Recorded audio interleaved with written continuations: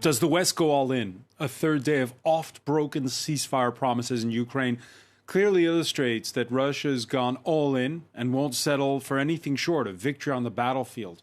We'll ask about the latest out of the crucial port cities of Odessa and Mariupol, and talk of Poland sending Soviet-era fighter jets to its under-siege neighbor. Beyond control of Ukrainian airspace, there's the control of money flows, with a U.S.-led push to cut credit and credit cards to Russia. And now Washington's call to cut imports of Russian oil and gas. It can't be done on a dime. Can Europeans, in fact, do it at all, more broadly? As gas and bread prices soar, how much pain and sacrifice are citizens here in the West willing to take? Vladimir Putin's betting that they're soft and can't tough it out when prices rise and supply chains get disrupted. Today in the France 24 debate, we're looking at the spillover effect of the war in Ukraine. Joining us, retired General Jean-Paul Paloméros, former French Air Force Chief of Staff, former Senior Commanding Officer at NATO Allied Command. Thank you for being with us. Good afternoon. Thanks as well to French Member of Parliament Anne Genté from Emmanuel Macron's La République En Marche party. You represent the French abroad. In fact, your home constituency includes Russia and Ukraine. And also Moldavia, and also Belarus, and also the whole of Asia, all right, down to New Zealand. All right, well, thank you so much for being with us. Thanks as well to attorney Olivier Dorgans of the international law firm Hughes, Hubbard and Reed. Your remit is looking at sanctions and yes, whether they work. That's exactly what not. I do. Thanks for being with us. And from Warsaw, we welcome back Marcin Zaborowski, Policy Director at the Future of Security Program of the think tank GlobeSec. How are you? I'm good, thank you. The France 24 debate, where you can weigh in on the conversation on Facebook and Twitter, hashtag F24debate. Yeah, day 12 of a war that's already triggered the biggest mass exodus Europe has seen since the Second World War.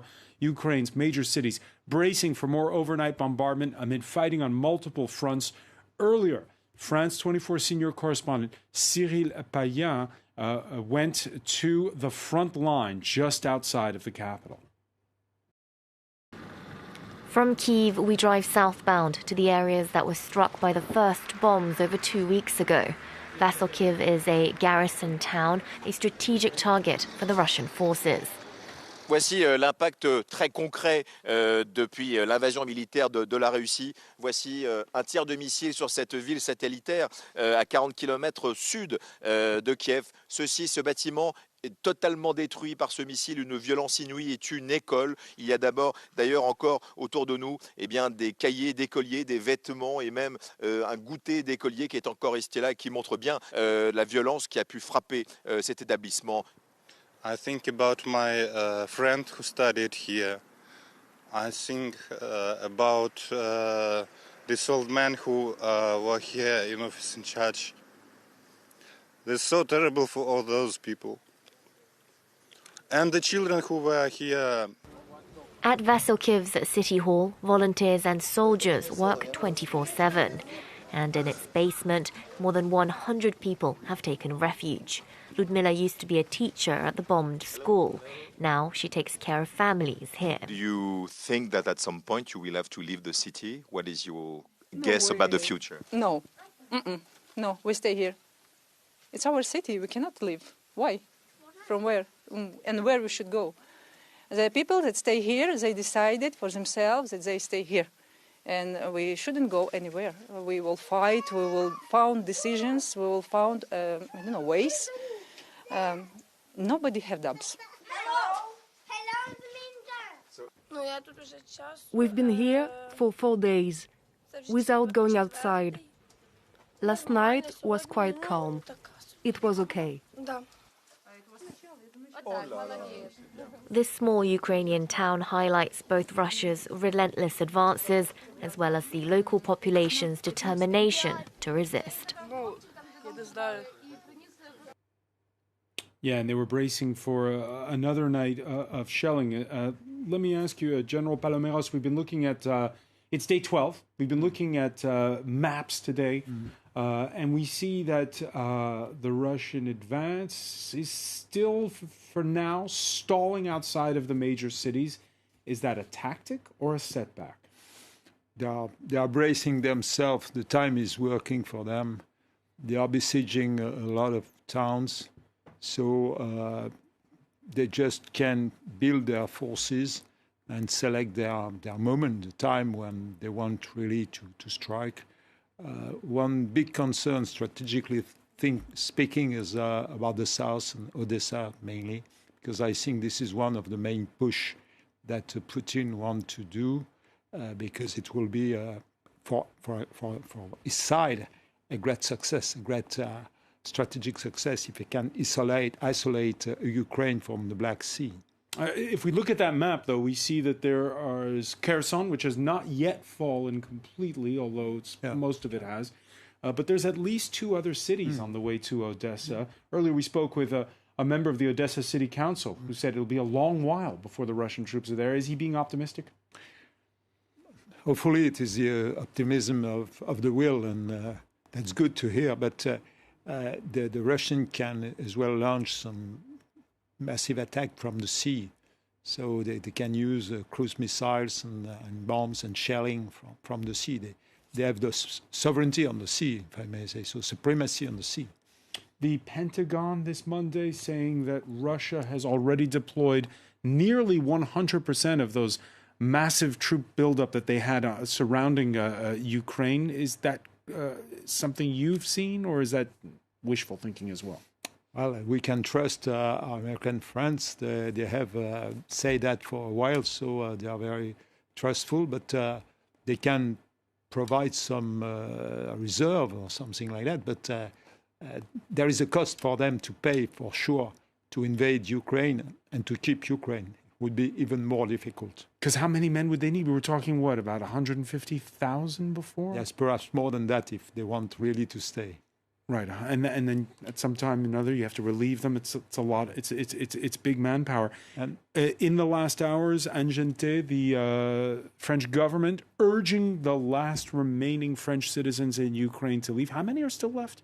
About 300 of them. A couple of them, maybe a few dozens of them, are just on their way to the frontier, either from Poland or Romania. And they were asked, even in Odessa, they were asked to move to Moldavia as quickly as they could when the roads are approximately free of any safe, I would say, of any attack, any bombing. So they have to leave now the country, after which it will be quite hard for France to help them, to give them any kind of support, to help them leave the place where they are, to move to a neighboring country. What are constituents telling your office right now? For those of them who live there, who have decided to stay in Ukraine, just because half of their family, maybe their partner or husband or wife is from Ukraine, and they do not want to leave, they have their life there, their family, their friends, it's quite hard for them. And for those who leave, they're so sad and also so upset with what is going on, feeling that Ukraine has been, in a sense, abandoned.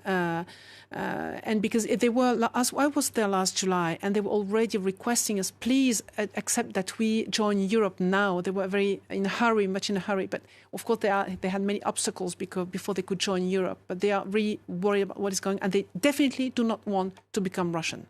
They definitely don't want to become Russian. Again, it's what we were just discussing with the general, that it's one thing to take these towns. It's another to keep them. We can show images from southern Ukraine on the road to the Crimean Peninsula. Russian soldiers firing into the air this Monday to disperse a group of residents which were protesting the Russian capturing of their city, Chaplinka. Your reaction, Angente, to those images? Yes, I can confirm, and I was there, that the feeling of belonging to a nation as a Ukraine nation was really strong, and something that Mr. Putin has lost is the impact of the Russian impact within Ukraine. Clearly, we remember that about 8 years ago, 50% of the Ukrainian population was split between would I go rather on the European side or on the Russian side. But clearly today, it has completely changed, and the vast majority of Ukrainians who want to be on the European side, Mr. Putin has lost his impact on the Ukrainian nation.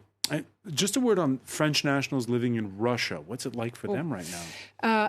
Daily life is very complicated. We had about less than 5,000 of French nationals there. I have also to say that France is the first foreign investor and first for an employer in Russia. We have about 160,000 Russian citizens working in French companies. So for them, the daily life is quite tough. Shortly, they could be cut off from the internet connection, meaning no communication with their families. Paying their daily bills is very complicated. The French school so far is closed because of school holidays, but it's quite tough to find just the teachers who have lots of difficulties to come back, to fly back to Russia. So daily life is complicated, and they were asked, for those of them who are not essential to remain in Moscow, they were asked to leave Russia as quickly as they could before the Russia was completely locked down. Olivier Dorcans, we're going to talk in a moment about the consequences of what Anjente was talking about. Visa, for instance, saying it was no longer doing business in Russia, what that means for ordinary citizens, be they Russians or foreigners. But first, I want to ask Marcin Zaborowski about whether in the capital Warsaw, which is obviously not near the border, you're feeling it, this wave of refugees that are pouring across. Oh yeah, of course. I mean, there has been over 1 million refugees coming to Poland. In fact, yesterday at 8 o'clock, the border guard issued a statement saying that 1 millionth refugee has crossed the border. They come here at the rate of about 100 to 150,000 per day. So that means that today it's over 1 million today. And when you go to the train stations, for example, all the train stations in Warsaw are full of refugees.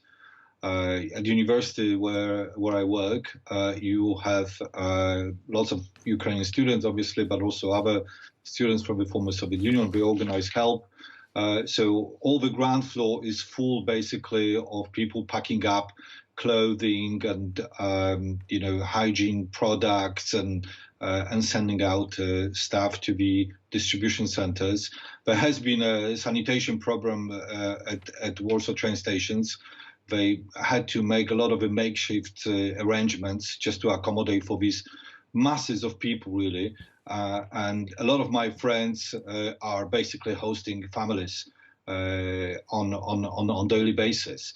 So a lot of people have, if they have some summer houses, they are giving them to the refugees. So I don't really know a family that wouldn't make some kind of a engagement, a gesture, or be involved, very often directly.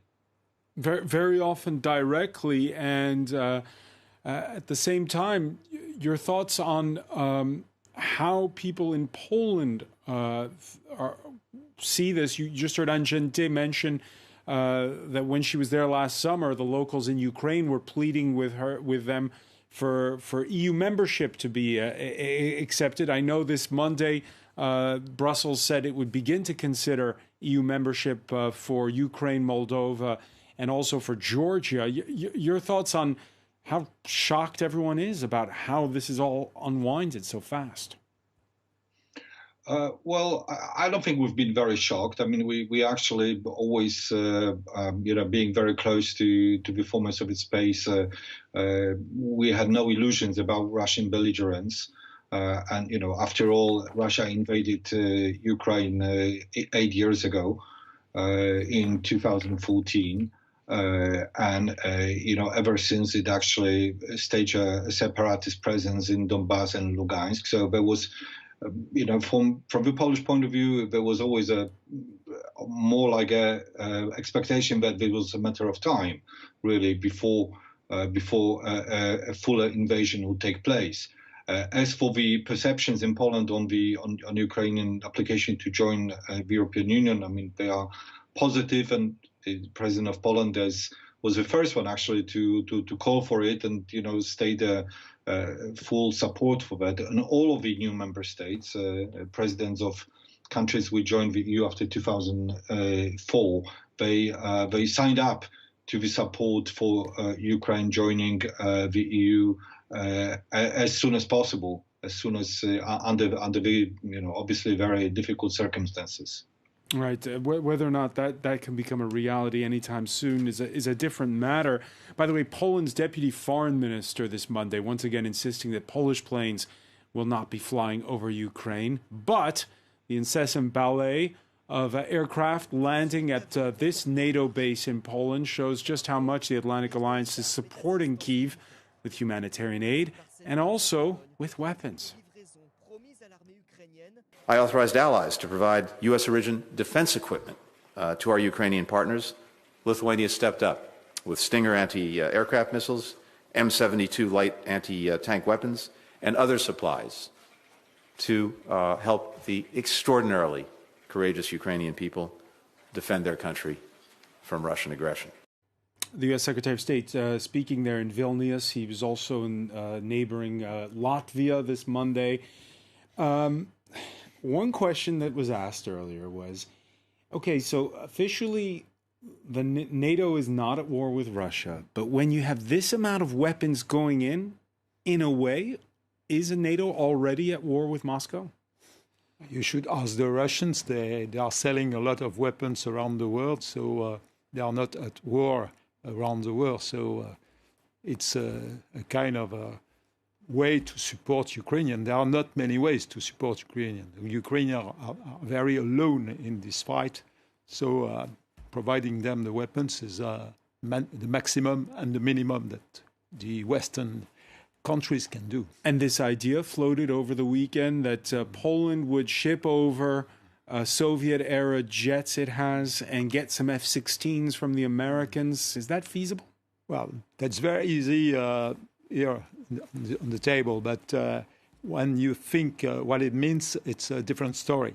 There is a benefit-risk assessment to make because provided that Poland agreed to provide those jets, MiG-29 to say, then they will have to be piloted by Ukrainian pilots. So where are they? They are still current on flying on those aircraft, first. But secondly, and more importantly, you have to fly from Poland to Ukraine. And then suddenly you cross the border. And as the Russians are mastering, all in all, the Ukrainian sky, then you can become a fighter, a warrior.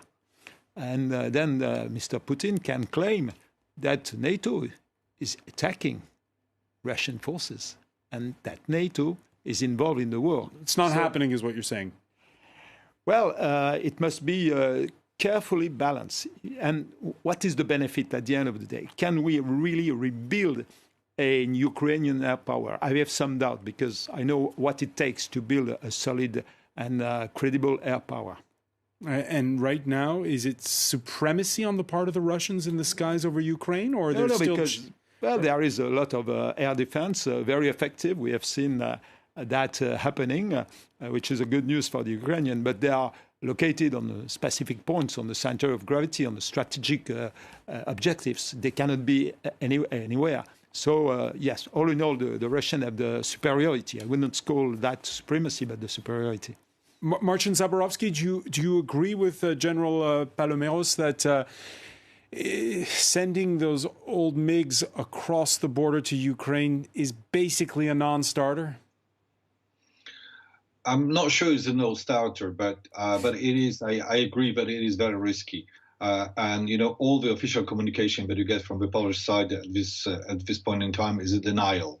So what the Poles are saying that that Polish MiGs will not fight in Ukraine, and the General Staff has also issued a statement saying that all the MiGs remain at the Polish airports, and there are no plans of shipping them anywhere else.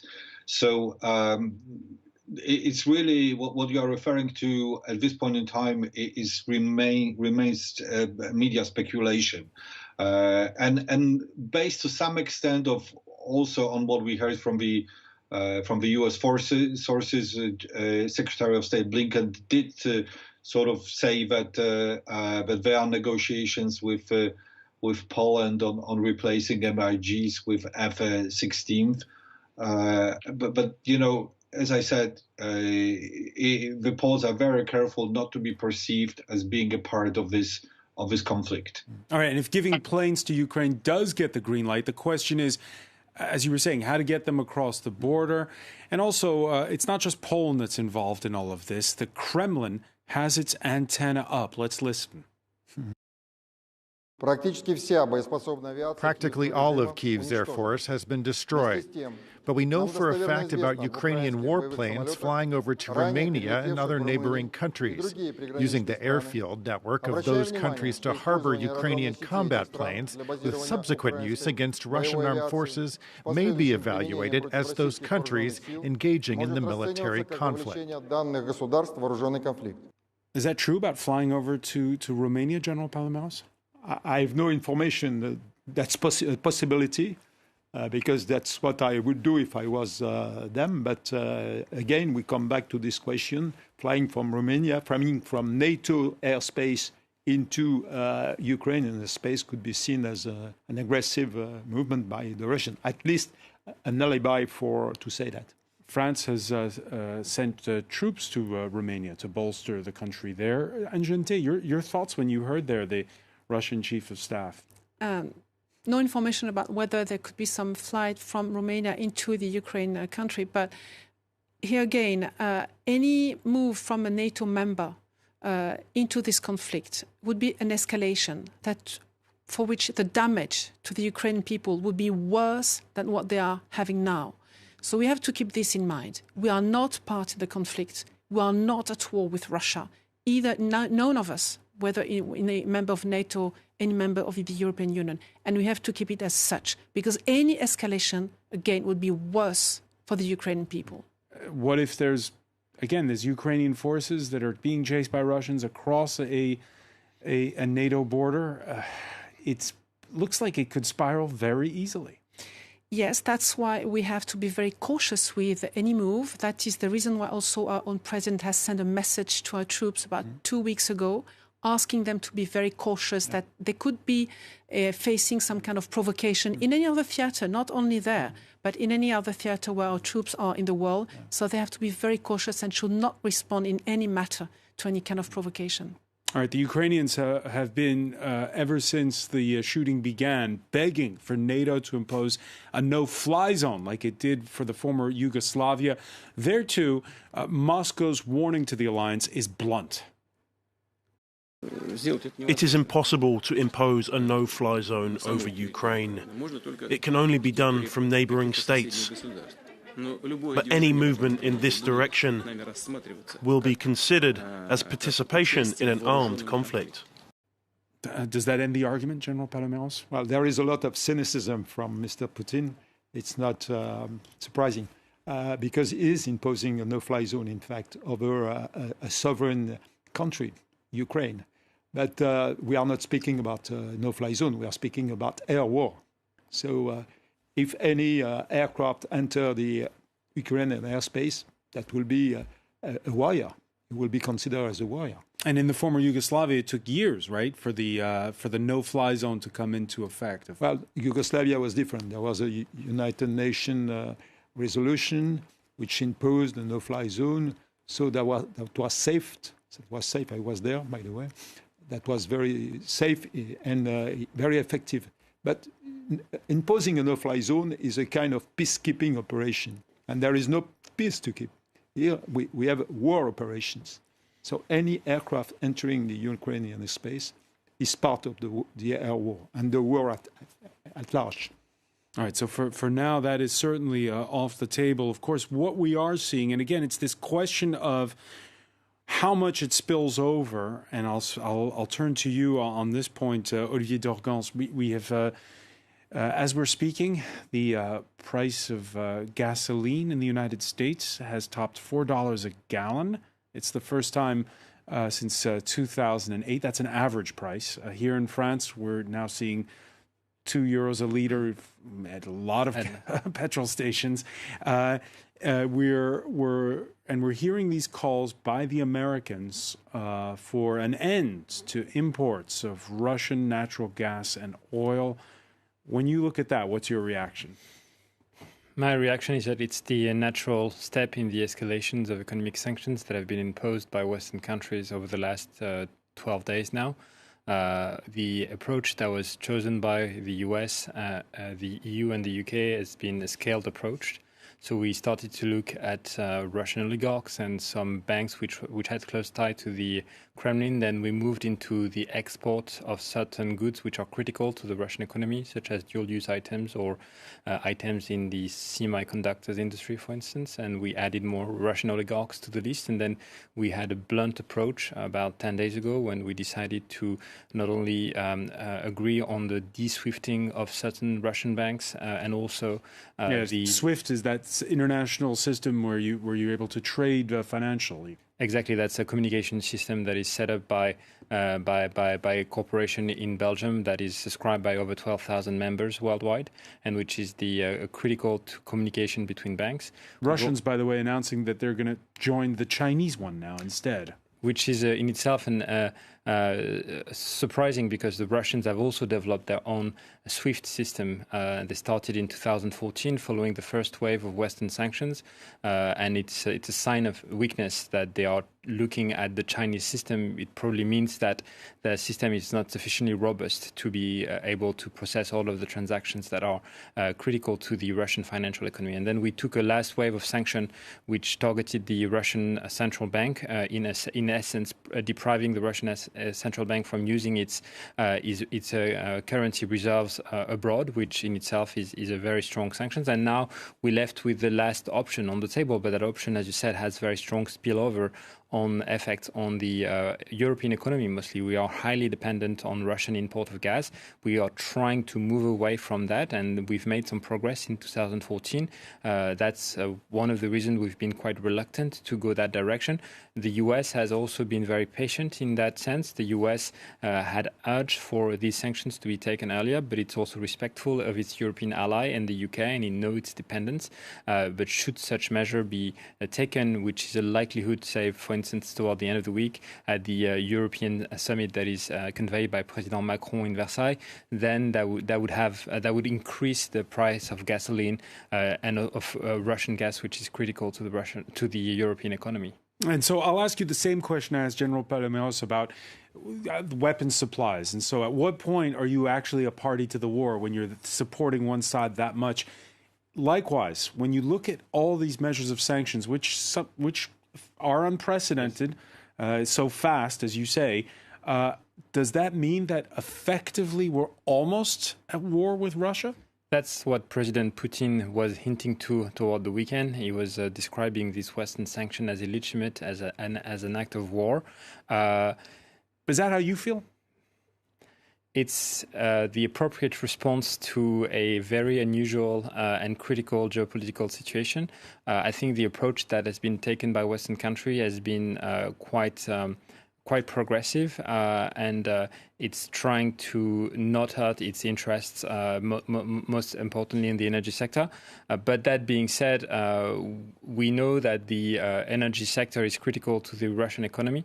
It's accounting for more than half of its profits, and as a result, if we want to be credible to our Russian to the Russian government, we need, I believe, to move in that direction, even though it may hurt our economic interests. And Gente, you were mentioning earlier the several thousand French citizens who live in Russia. Most of them are in business, right? Yes, they are. So this means sacrifice, right? If you're going to stare down Vladimir Putin, it means it's going to directly impact, again, your constituents, since you represent the French abroad in Parliament. Yes, them, but also us living in Europe. Also, that is the reason why the President Macron has called the European Commission to work and make some proposals for this summit that is conveyed next 10th and 11th of March in Versailles, just to think about what kind of resilience plan we could have so that together Europe could absorb the impact and have a response, a financial response regarding energy, the defense sector, and also the food sector, and see how we could lower the impact of what is going. It is going to come back as a boomerang, as we were saying, from these sanctions. It could be the next step, but also we have to diversify, and this will take time. However, regarding gas from Russia, we also have to say that we have stocks in Europe, so meaning that this winter should be all right. Now, the next step is next summer when we prepare for the next stocks for the next winter. That's when the problems may arise. So that is the reason why we have to think now as Europeans, and that's also something that Mr. Putin has lost.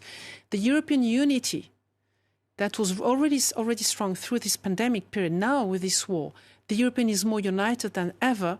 The European Union is more united than ever, and also maybe with this next coming resilience plan. But you'll agree we're only 12 days in. The price of petrol rising was what sparked the Yellow Vests movement here in France. Price of at the pump right now is much higher than it was back then. Right. Do you feel as though the French are ready to sacrifice? And it's going to be working class people who are going to pay more for their gasoline. French people have understood that here we are talking about what? About our freedom, about our democracy that is threatened by Mr. Putin. And when you talk about our own freedom, daily freedom, that they were also talking about the Yellow Vest. And our president also has informed them, has already announced, there will be an impact on our daily lives, on the cost of living, on the cost of heating our home, on the cost of the food that we are purchasing weekly. So he has already informed and informed us about that. So I'm sure that just because we know that there is a threat regarding our democracy, our freedom, that most of French people will agree, and there will be also a plan to help them absorb this increase in the plan. We have this tariff shield that we have put in place, and this also will be set up next time. We just need the approval of the European Union to set up the next tariff shield, but I'm sure that we'll get approval from the European Commission. Marcin Zaborowski, do you agree with Angente that this has brought Europeans closer together, or, again, is it early days? No, I think we can surely we can agree that the EU reaction, in combination with the UK and with the United States, has been stronger, more coordinated, more persistent, and it has certainly surprised Vladimir Putin. I think that Vladimir Putin expected that at worst, there will be some complications with Nord Stream 2. I think that they never expected that the EU would go as far as to sanction Russia on SWIFT and to pursue further sanctions which are hitting at oligarchs, some of which of who are beginning to rebel and are calling for peace, are calling for negotiations. So it is having an impact, and I think that the EU response has been, robust and resilient. Is that how you see things, Olivier d'Organce, when it comes to the oligarchs? Are these oligarchs entities in their own right, or are they entirely dependent on the Kremlin? It's a tough question because the oligarchs have structured their wealth through their proximity with the Russian government, through concessions of public work, for instance, which has allowed them to amass great amount of wealth. And also it should be noted that Vladimir Putin has also changed the circles of oligarchs around him quite a lot over the last few years, also in preparation for these sanctions. And we have a more conservative close circle of oligarchs around Vladimir Putin than in, say, 5 or 6 years ago, which was a more liberal approach. Yes, there are some oligarchs which are speaking up.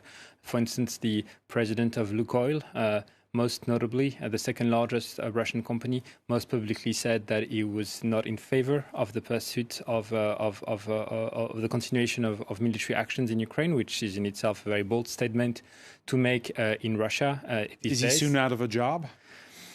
History will tell. But the question about oligarch is also extremely important in what I would say this war of image we're also having with the Russian state. We are trying to seize assets. We are trying to track down assets, and we are also trying, perhaps as a way to explain what economic sanctions are to the general public, we are trying to also show their impact and what it means. And I think that's a way to perhaps counterbalance the legitimate question that European voters may have as to the impact of these sanctions on their daily life. So I think that's also one of the reasons someone like Bruno Le Maire, for instance, and other the French economy ministers and other economy ministers throughout Europe have also called, as Ursula von der Leyen said, for the creations of task force to allow these assets to be traced, to be tracked down, and to put maximum pressure on the Russian oligarchs as perhaps a way to also shift the opinion of Vladimir Putin.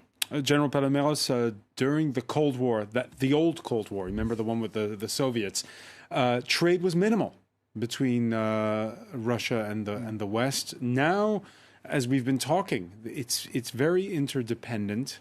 Is that the difference between now and then? Very much so. Perhaps we thought that was there forever, and that this immediacy of the global market, the worldwide global market, was there forever. It appears that it's not the case, and I think it is really the time behind a crisis and opportunity, if I may say so. It is the time for Europe to think about autonomy, strategic autonomy. In those domains, the resource defense, aligned with NATO. I would like to stress that EU and NATO are working very well together on this crisis, which is a very good news. 21 countries, European countries, belong to NATO, EU countries. So, yes, we have to move in that direction. We have to redefine what are the key assets, the key functions, the key capabilities that when you talk about autonomy, are we then headed back again to blocks that can autonomy untangle and are less interdependent? Autonomy is we thought interdependence was going to be this guarantee for worldwide peace. Autonomy is not autarky, and we have allies. And I think it is really the times that we make sure that our values and our interests are coming together. They are integrated, and mainly with the US, I would say. There is a move forward to redesign that, because I think through the years, the common interests have diverged, even if the values were there. So it is time to look at the world as it is and to redefine how we can keep this global autonomy while keeping the relationship with other countries. Angente, we heard the president of Ukraine very bluntly say that those who continue to import oil and gas from Russia will, in effect, have blood on their hands. We saw that BP and Shell have left. Total, the French oil giant, says for now it's staying. He's the one who receives the bombs on his head, so he has the right to say so. On our side, we need a little bit of time just to make sure that all European countries do agree all together. If you look into how France is dependent on Russian gas, is not as much as it is in Slovakia or it is in Germany. So all these countries have to think about, and Germany has already moved and said that maybe we should consider stopping purchasing gas from Russia. It takes a little bit of time, but I'm sure we will move to that, and that will be very definitely a surprise to Mr. Putin. Should Total leave Russia? Yes. Maybe. Why not? Why not? Actually, many French companies are at least having their own employees coming back to France, and working now with Russia would be quite difficult, more and more difficult. Yes, maybe Total has to step back from Russia. It is not its major market, by the way. So yes, this should be considered. Olivier Dorcans, the president of Total this Monday, saying that Europe does not have the liquefied natural gas import capacity to substitute the loss of Russian gas. Your thoughts on that?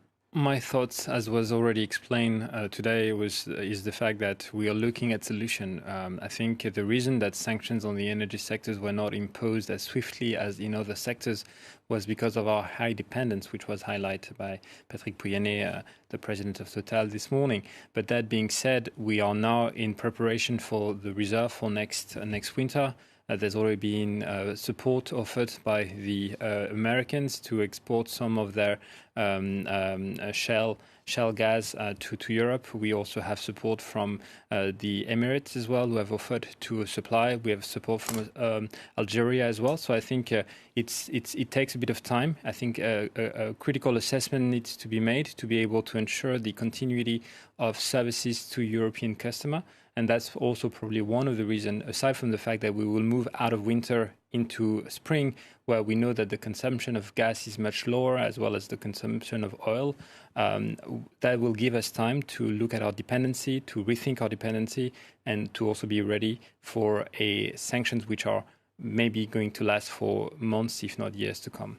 And Gente, when you think back to the sanctions of 2014 and you look ahead to the summit that's going to take place Friday at Versailles, hosted by the French president, what needs to be done? President Putin has to understand that the cost of his war has to be the highest. And that's what European countries are moving on.